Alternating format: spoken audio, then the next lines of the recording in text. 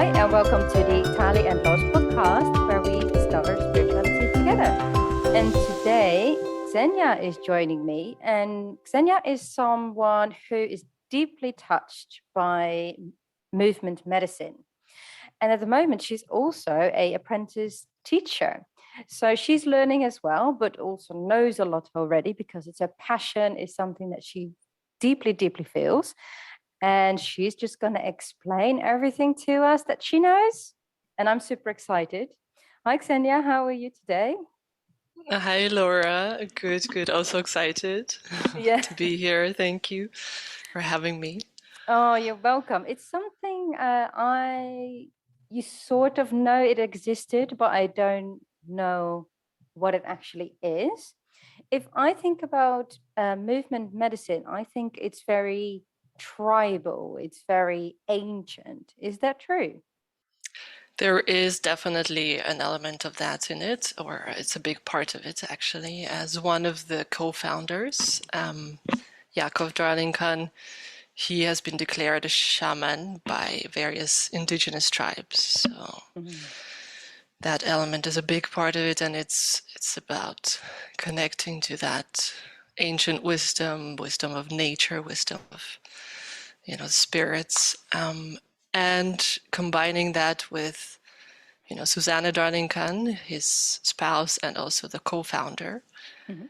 What she brings into it is more of the psychotherapy knowledge, the scientific knowledge, and just a lot of experience also of embodiment and studying with various teachers from the Oh, past. wow. So it Yeah. actually goes a lot deeper than moving on music. I hear already, so we can discover that path. But first, how did you get in contact with movement medicine? Um, I got in contact through a referral, so I'm just thinking where to start, Mhm. because all of my life since childhood, I've loved to dance. And I've always, I started with Russian folk dance actually when I was, I think, 6. Oh. And I just, whenever I was dancing, it was such a different feeling to when I was, going about whatever else in life. And it was just such joy and power in it for me. And even later as a teenager, I used to walk a lot and listen to music. And it was somehow this combination of movement and music, like music medicine, that has really given me something, given me permission, like for things that I couldn't give space to in other aspects of life.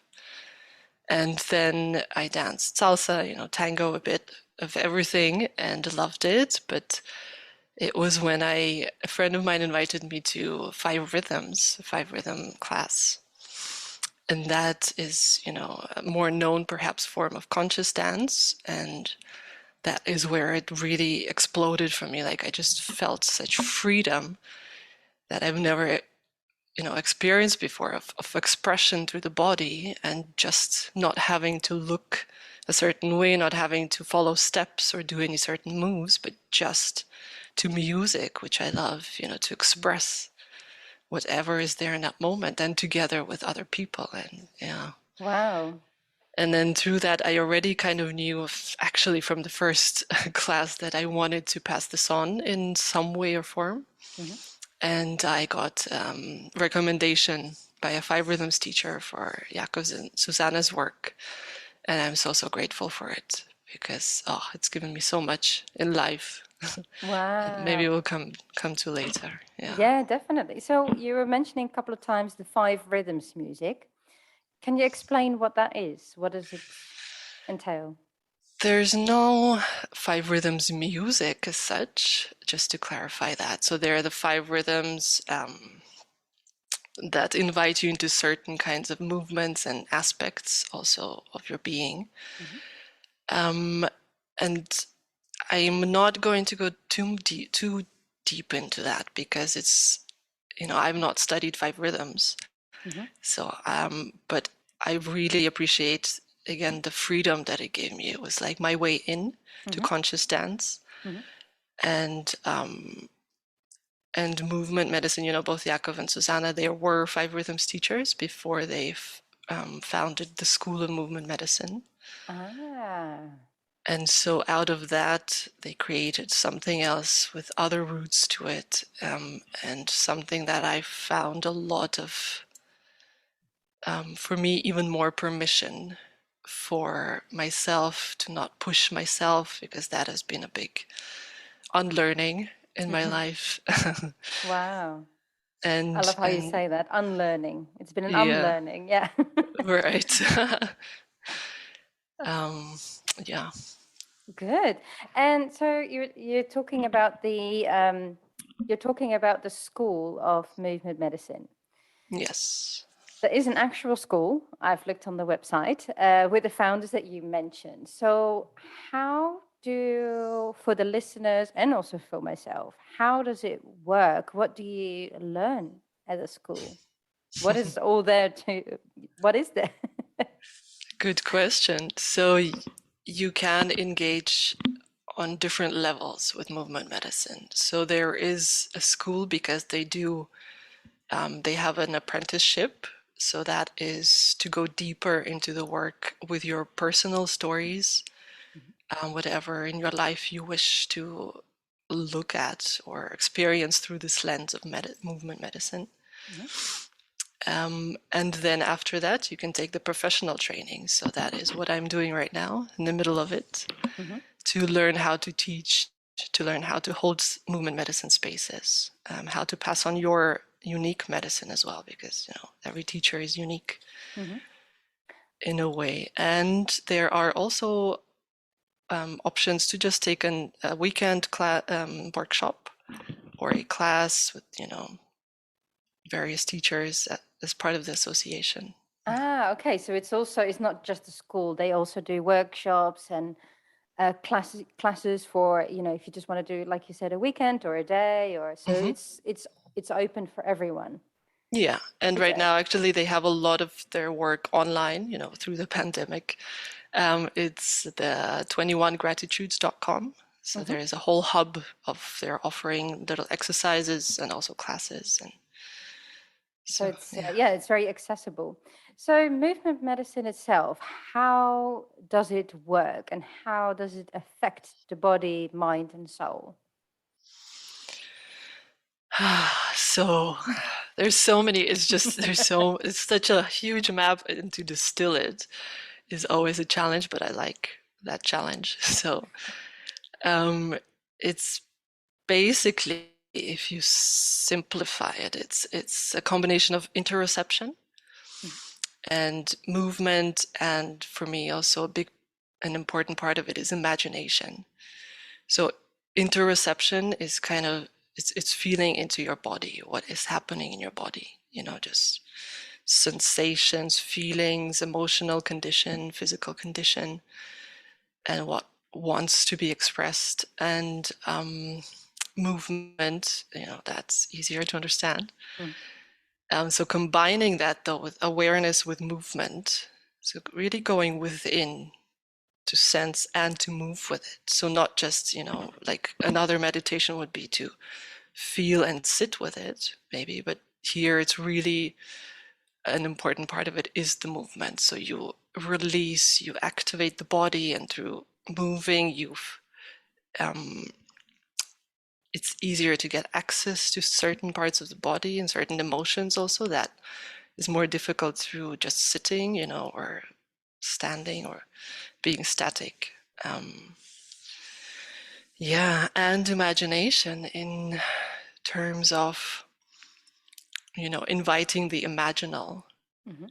inviting, through metaphors, through imagining connections with the spiritual and natural world, and also just, I mean, recently, for example, I was doing a class, and a friend of mine said she really appreciated this imagining that I was saying, imagine you're oiling your shoulders Mhm. so that whatever you're carrying in your life right now can just start to slip off. Mhm. Oh. So, just little things and ways of, some also call it the woo woo, and there's a great video on why woo woo works. Like it kind of does something to your brain Yes. and helps you to go into places, new places in the body, or release, yeah. Something, yeah.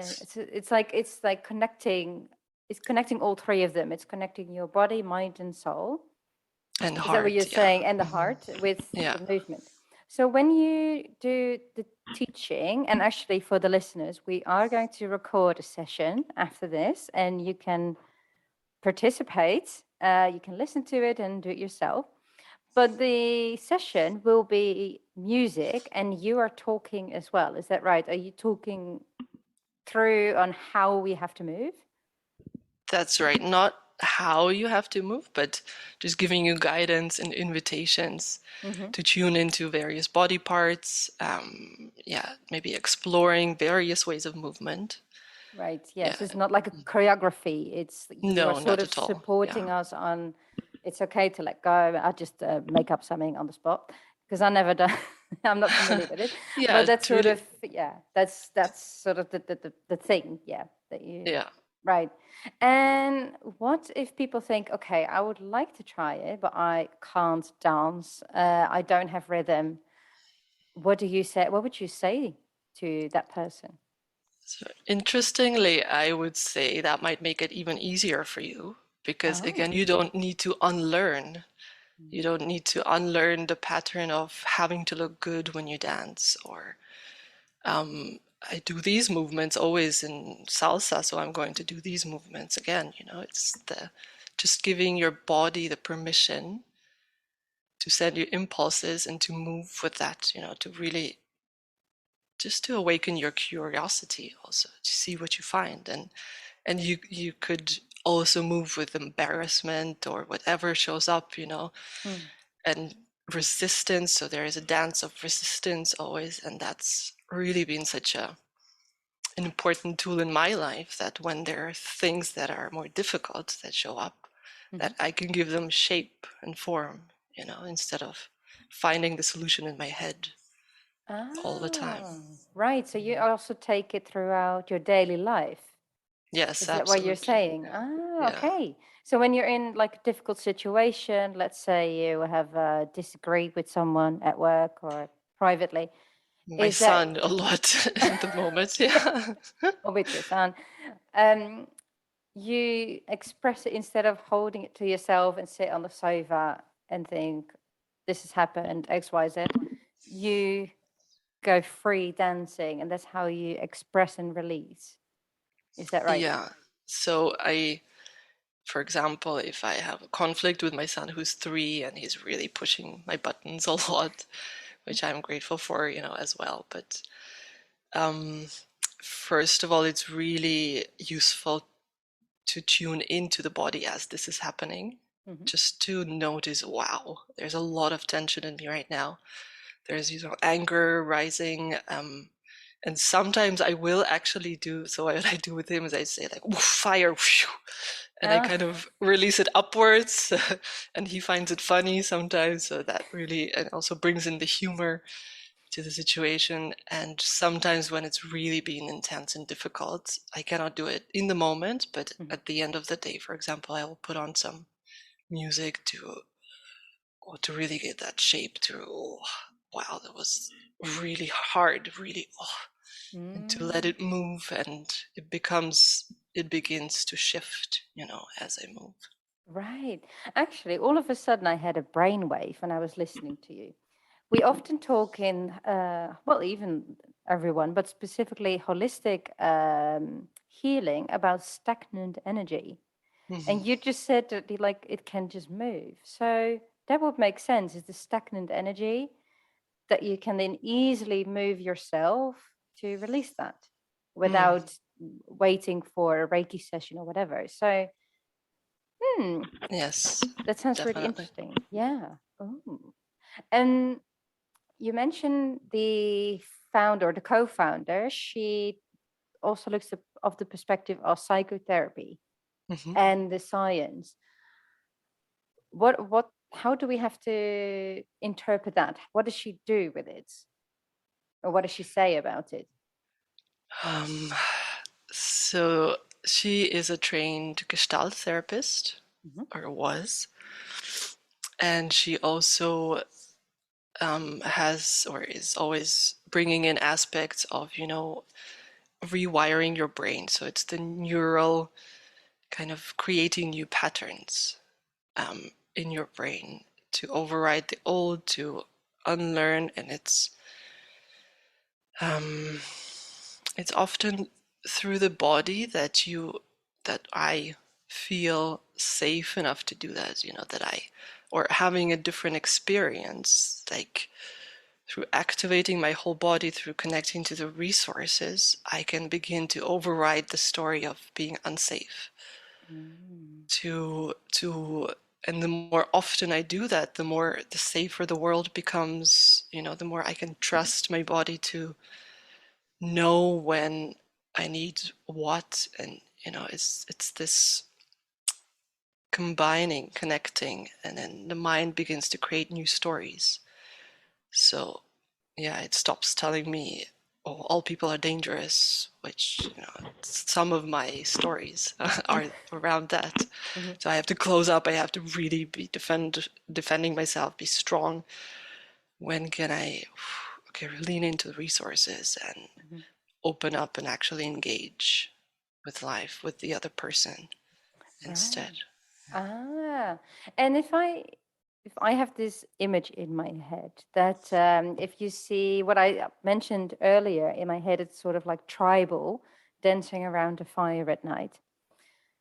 I assume this is a bit more modern way, so we can just Mhm. do it over Zoom or anything like that. But does that make a difference? Does it make a difference when you do give it that tribal, ancient atmosphere versus on Zoom? Or would it both work equally as well for us? I think what I see there is definitely a difference between being in a room with 100 people Mhm. and dancing, or around a fire for that matter, with 100 people and dancing, and between being in your own space at home and on Zoom. Um, it is very different, of course. So, and it's not just worse. It's not maybe for everyone to do it from home, which I have experienced, but from other dancers. But um,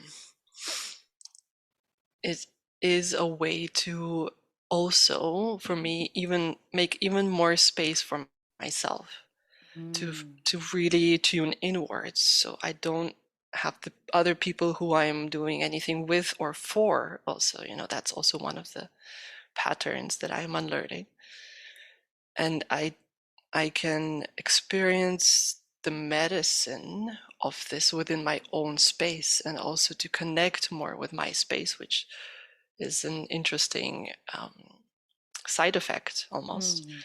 that with my home, of how the energy that I create here or live in, or the objects, and this is my cocoon almost, and still be connected to others through the screen. And it's always surprising me how deep the connection can still be Mm. with others through the screen, when people really feel safe, Yes. and not that nothing is expected of them, and to share, to see each other, and to share through the body as well as words. Yes, I see. So in essence, it mm, probably doesn't make a difference, but it's just the atmosphere and how and where you feel safe. Because that would be a thingy for me personally. That I think, even though it's just you and me, I'm looking. Okay, well, these images are never going to come out. Nobody can see it like this. I'm happy to Yes. try, but yeah, I Yeah. think it's sort of. But then equally, I think if you are on a beach, even when you're on holiday, not necessarily somewhere tribal, whatever, on Brighton, and there is a fire and everybody's dancing, then you also just participate and be free. And Mhm. it's maybe, yeah, it just gives them a different atmosphere, Mhm. but it's still Yeah. medicine, perhaps. Yeah, of course, in a group, together next to each other, it's, there are energies that are co-created in the room, and there's that beautiful co-creation of the dance also, where something in the other inspires you and vice versa. And Mm. sometimes, I mean, not choreographies, but things just emerge like a collective dance, and Mm. that is definitely more difficult to experience or create online. Yes. Yeah, because you're not in each other's direct energies. Right. Yeah. Yes, I see. Energy field. In Yeah. the end, yeah. And the founders, so you mentioned they are brain block. The founders you mentioned they are shamans as well. Yakov is, yeah. Oh, go okay. So Yeah. one of the two. One of them. Hmm. Did he learn this in his shaman practices, or even before the five rhythms? So what is his story actually through setting this up? Hmm. So he studied for over 3 decades, I believe, with various peoples. He lived together with a shaman, a Sami shaman, in the north. I'm not sure for how long, but a substantial period of time, and just was his apprentice. And he's also, I mean, they both worked a lot, Yaakov and Susanna, with the peoples in the Amazon. Mhm. So the Sapara and Achuari, I believe, the two tribes. And it's a really interesting question of how or what that brings in, because I wouldn't be able to clearly separate it from, you know, what he and Susanna, the other aspects that they bring into it. Mhm. I feel like it's like an absorbed wisdom, an absorbed importance they give to some things, like the interbeing, the interconnection of life, for Ah, example, and the connection to nature. So it's in every aspect, I feel, of their being, more yes, than specific exercises or elements that are separate from the rest. the rest. Ah, so you're saying that this is them. It is them. Yes, yeah. It embodies their It kind own. of comes through them, yeah. Yes, rather than than he or she or both were saying, "Oh, look, let's learn this, and then we're going to teach Now we'll others." do a tribal part and I will do, yeah. So Yes, it's I not like see. that, It's yeah. not like that. Oh, wow, that's very beautiful. So it really comes from deeply within or go through them.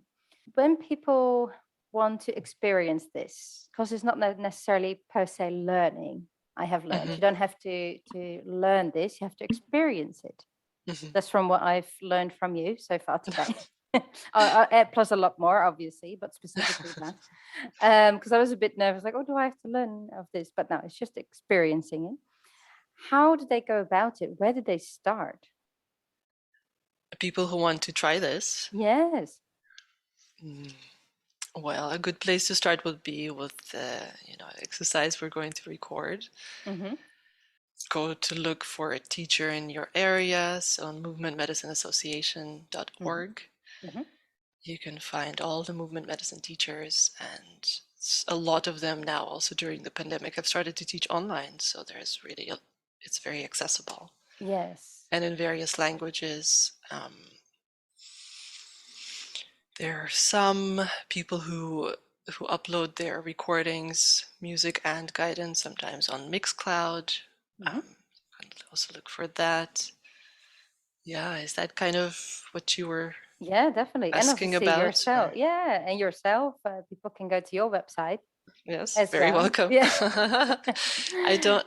So my website is a temporary one, Mhm. but I do have an Instagram account also, and Yes, and yeah, people very can welcome to attend. And also, the first class online is for free, so you can come and try yeah, whether that works for you or not. exactly. Oh, that's nice. See, that's great. It's very accessible. Mm. The first online class is for free with Ksenia. So I will, as always, put a description. No, not the description. You can contact Ksenia via her temporary website or Instagram as well. And yeah, get the first class for free. It's very accessible for everybody. Everybody can just join in, see how they feel, if they connect with you and the music. And I think it's a great way to start. And the music itself, what we will obviously listen to it in a minute, but what kind of music is it?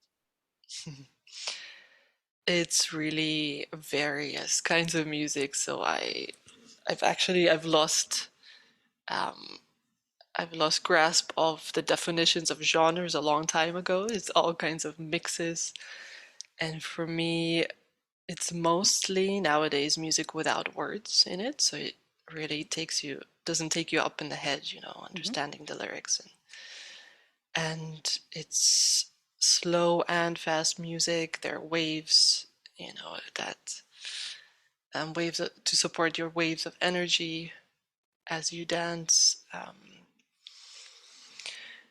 I personally, it's also a very personal preference. Like the music that really moves me is the music that I offer. I would never Mm. play a track that I think is hip or, a lot of people love it, so I will play if I don't connect to it.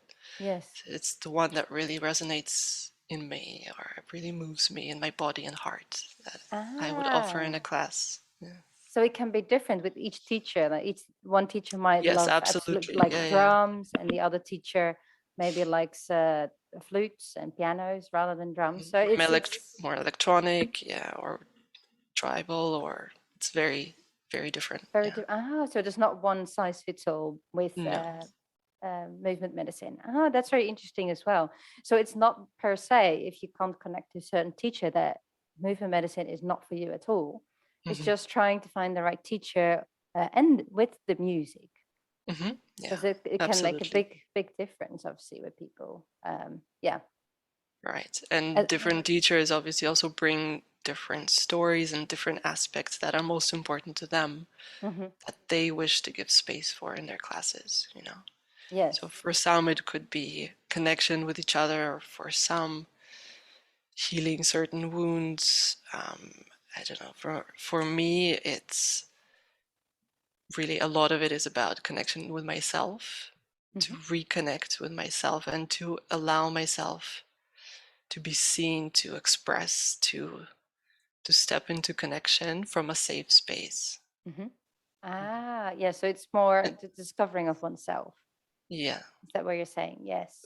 right. And the permission really Mm. to bring all of yourself, all of myself into the space, into connection. Right. It sounds beautiful. I think it's something that everybody should try at least once and then see where they come from. I think it's because it's not per se choreography. You don't have to learn how to do this. It's just go with the flow, very Mm. literally. Very literally, yeah, Very exactly. literally go with the There are flow. no prerequisites to No, starting. Yeah, no, absolutely not. yeah, I think it's, yeah, to me, it sounds very beautiful. Yes, and I just wanted to share what is it specifically about movement medicine that has given me more permission than any other practice Hmm. is the continuous encouragement, of my teachers to only go as fast as your body allows. So to only move with as much as your body can move with. So as soon as you stop moving or you're overwhelmed by emotions, Hmm. that's too much. So you ask for 10% of that or even 5%. And so it's this titration and permission, just this sense that this is already enough. Yeah. The enoughness of it, almost the enoughness of everything that's there in this moment and whatever is possible for me. Ah, And if I stand by the wall, for most of my first session, that's okay. It's already enough to try and have maybe micro sensations in your body. So it's right. not this expectation of having a big dance, or that's better than small dance, or fast better than slow, or whatever it is. Just really to keep coming back to what really is in this moment, and Ah, to stay in the body with whatever is, and to not go somewhere else to some other place. Yeah. yeah. So it's actually, yeah, that's a good point. So it is more about being very conscious rather than going into a trance. Right. Yeah. Absolutely. Actually, one of the things that Yakov often says is without going anywhere.